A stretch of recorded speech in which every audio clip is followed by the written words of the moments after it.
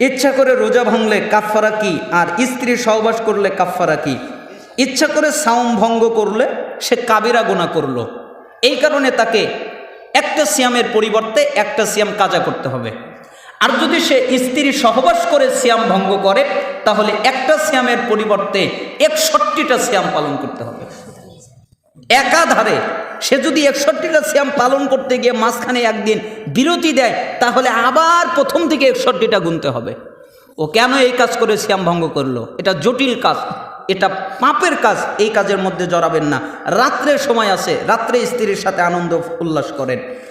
বর্তমান সময়ে যারা এখন যুবক ঈদের নামাজ মেয়েদের জন্য মাঠে পড়া কি জরুরি নাকি বাড়িতে পড়লে হবে? রাসূল সাল্লাল্লাহু আলাইহি সাল্লাম মাঠে যেতে আদেশ করেছেন, জরুরি আদেশ করেছেন যে যদি কারণ ওই খুতবাটা শুনবে, যদি হায়েজ অবস্থায়ও থাকে তাহলেও যাবে, যদি উড়না না থাকে আরেকজনের কাছ থেকে ধার করে নিয়ে হলেও যাবে। কেন? খুতবা শুনবে। এবং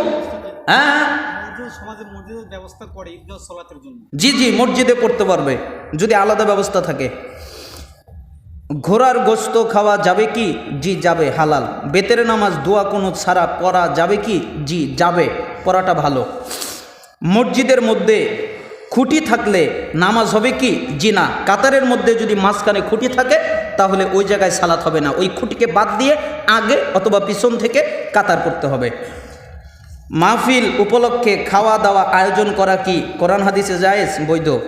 সুদের টাকা মসজিদ মাদ্রাসায় দান করতে পারি কি? আপনি করেন কেন? আপনার এক নেকিও হবে না।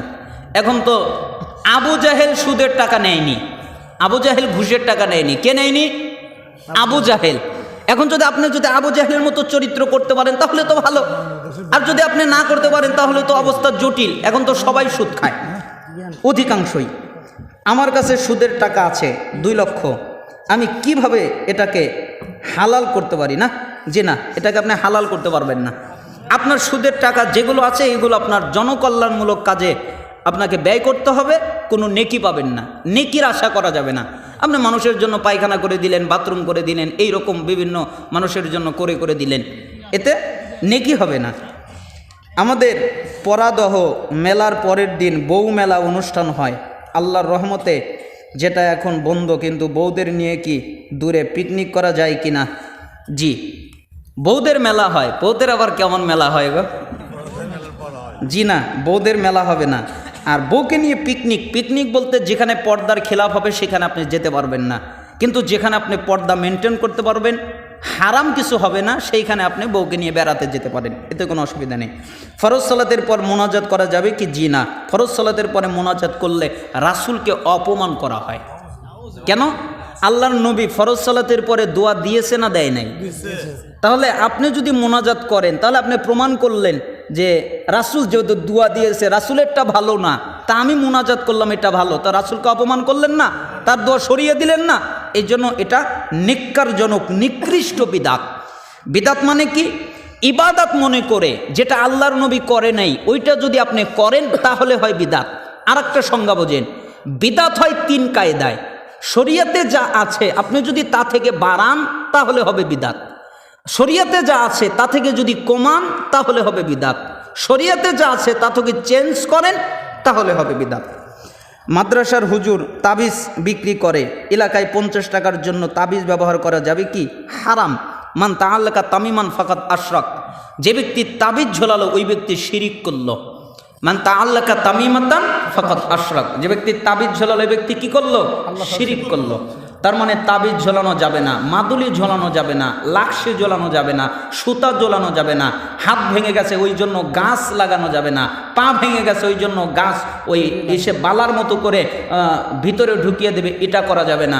শরীয়তের যে চিকিৎসা আছে ওইগুলো করা যাবে, তবে বেটে লাগিয়ে দেওয়া যাবে, বেটে রস করে খাওয়া যাবে, পেটের মধ্যে প্রবেশ করানো যাবে, তবে ওটাকে ব্যবহার করার জন্য তাবিজের মতো করে, চুরির মতো করে, বালার মতো করে গাছ ব্যবহার করতে পারে না, এটা শিরিক।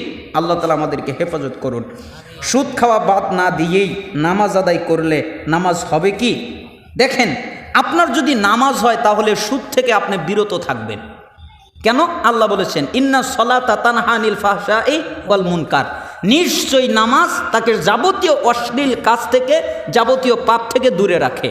তার মানে আপনি নামাজও পড়েন, সুদও খান, প্রমাণিত হলো আপনার নামাজ এখনো হচ্ছে না। তার মানে আপনার যদি নামাজ হয় তাহলে অবশ্যই নামাজ আপনাকে সুদ থেকে বাঁচাবে। এই জন্য নামাজ পড়াটা জরুরি, অবশ্যই সালাত আদায় করবেন, তাহলে আপনাকে ওই পাপ থেকে নামাজ আপনাকে বিরত রাখবে। যুব সমাজ ও কিছু মুরব্বীর উদ্যোগে গায়ে হলুদ ও গান বাজনা বন্ধ হয়েছে আমাদের সমাজে, আলহামদুলিল্লাহ। কিন্তু কিছু যুব সমাজের মানুষ এবং কিছু মুরব্বী মানুষ সুদ খাওয়াকে হারাম মনে করে, কিন্তু কিস্তিকে হালাল মনে করে। আস্তাগফিরুল্লাহ। কিস্তি, সুদ এটাকে যদি হালাল মনে করে তাহলে ঈমান ভেঙে যাবে। হারামকে যদি হালাল মনে করে কি ভেঙে যাবে? ঈমান ভেঙে যাবে, ঈমান থাকবে।